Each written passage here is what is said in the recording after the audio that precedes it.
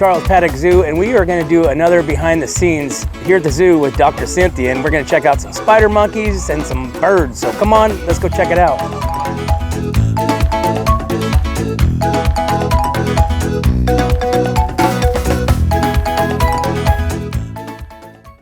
Hey, what's up, North County? We are back here at the Charles Paddock Zoo, and we are with Dr. Cynthia, and we are going to hear all about the new spider monkey exhibit. Oh my gosh, this is awesome. Look at these little guys. I cannot come out here for less than 5 minutes, and then I end up just watching them because they're so much fun. So actually, Izzy's right there. He's our old man, 46 years old. Wow. And then we've got our 3 youngsters that are our new additions that are a lot of fun. And so in terms of spider monkey, 45 years old, he's an old timer. Yes, he's like grandpa. Okay. Yeah. Yeah, who just got a bunch of little high energy grandkids to hang out with him. Awesome. And just want to point out, we're standing in front of the spider monkey exhibit, which MGP Coatings is a sponsor of, right? Yeah, they really helped us out by we kind of refurbished the whole thing in the back. And then also repainted the entire thing, so it's in really good shape now. We did that right before they came. So how is the older monkey getting acclimated with the young guys? At first he was kind of like, they're too much for me, but now he really seems to enjoy being with them. They all snuggle up next to him. He'll play with them on the ground. I think they've really enriched his life. Well, I bet. Yeah. I gave him something to do during the daytime. Exactly. Right? And so where did these monkeys come from? So these monkeys have a great life now, but they had a very sad start. They were actually illegal. They were in the illegal wildlife trade or illegal pet trade. So they were confiscated by California Fish and Wildlife. They were being sold as pets, which is illegal to have a monkey as a pet.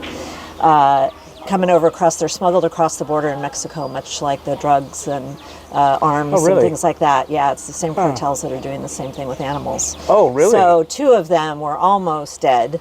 One of them was also not in good shape, and they went to another zoo and got nursed back to health. And then we were lucky enough to be asked if we could pair them with Izzy, and we said we would love to do that. So you can see how great they're doing now. They've recovered, and they're having a wonderful life, and they've got an adult to live with to try to learn a little bit more about what it's like to be a grown-up monkey, because all they know now is just being these crazy little monkeys that run around and do a lot of fun things, huh? Hello. And do they have names? Yes. So their names are Vera and Chia, or short for Chiapas, and Ginger.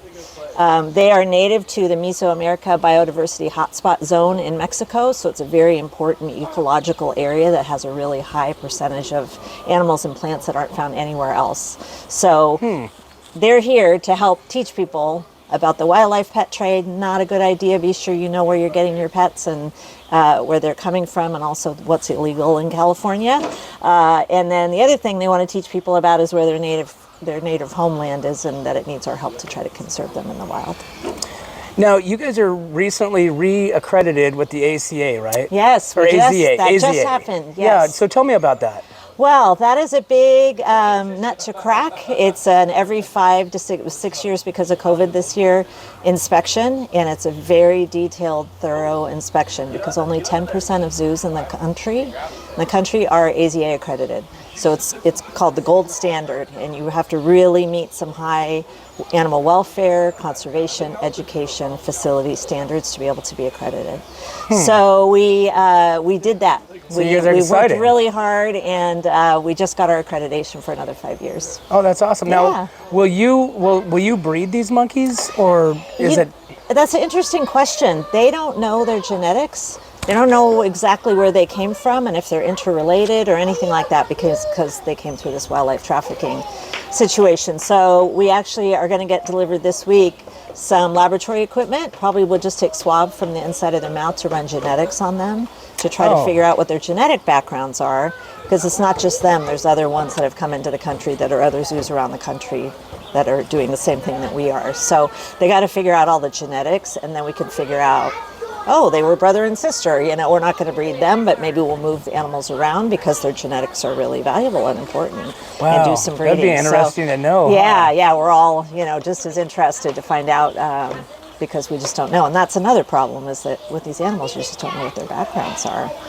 And the interesting fact is the life expectancy of the monkeys in a habitat like this versus out in the the real world is much greater inside. Yes, right? animals for the most part live longer in zoos because they get great vet care and perfect nutrition, and all the things are set up to have them live a really long life in the zoo versus in the wild, where they're out having to work for their food, they're getting predated upon. A jaguar is trying to hunt you down if you're a spider monkey, and it's a tough life in the wild. So they actually live a lot longer in the zoo usually.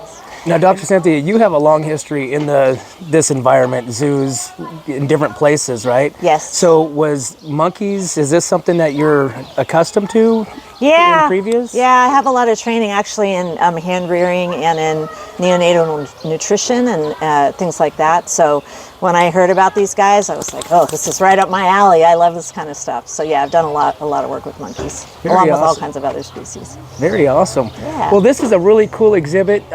Highly encourage. I mean, this is obviously your guys' highlight here, for all the visitors to come and check out those monkeys. It's so fun, and they're just always doing something different.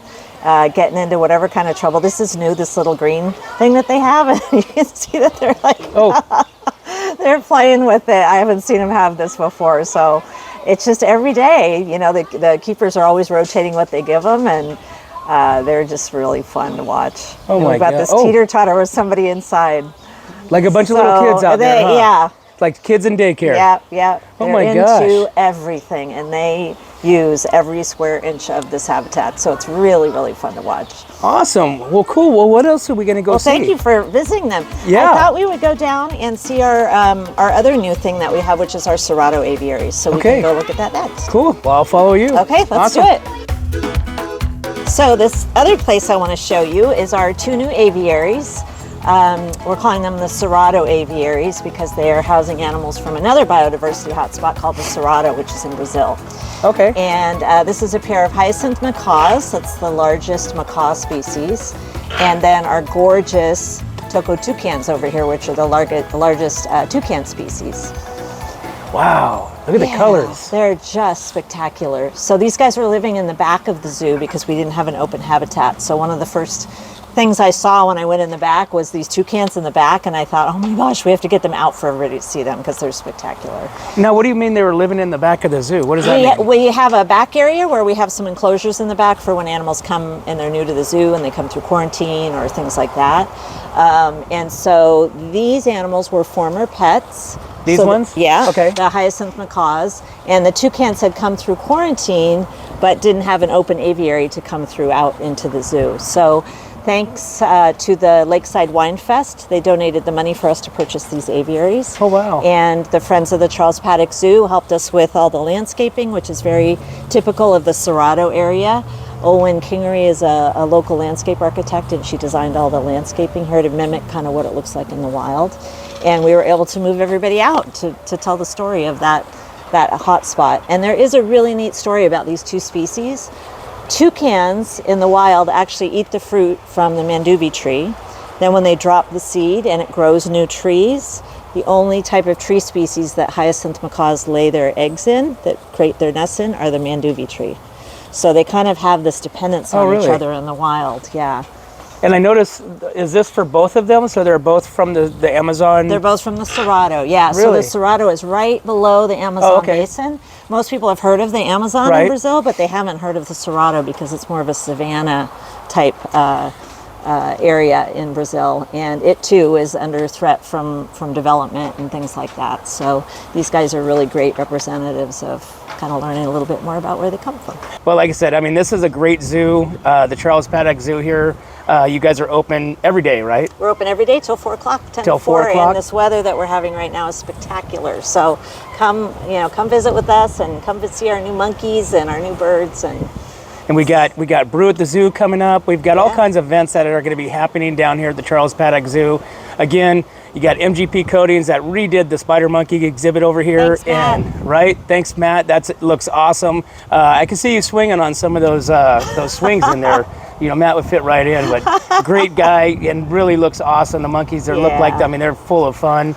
and it's a great place to come down and bring your kids, grandkids, and It's all being part of the community, so we're kind of starting this new program with having different businesses sponsor different habitats. And so Matt's kind of the guinea pig as far as that area goes, where he came in and we said, do you want to sponsor this? And he said, yeah, I'll sponsor it. So he helped fix it up, and we can kind of help get the word out about him, and we're looking forward to doing that with more of our habitats. very awesome.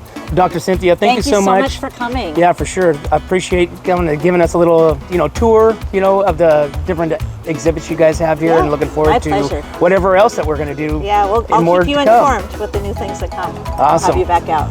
Well, there you have it, guys. Hey, make sure you guys get out here to the Charles Paddock Zoo, out here in Atascadero, down 41. You don't want to miss it. Bring the kids.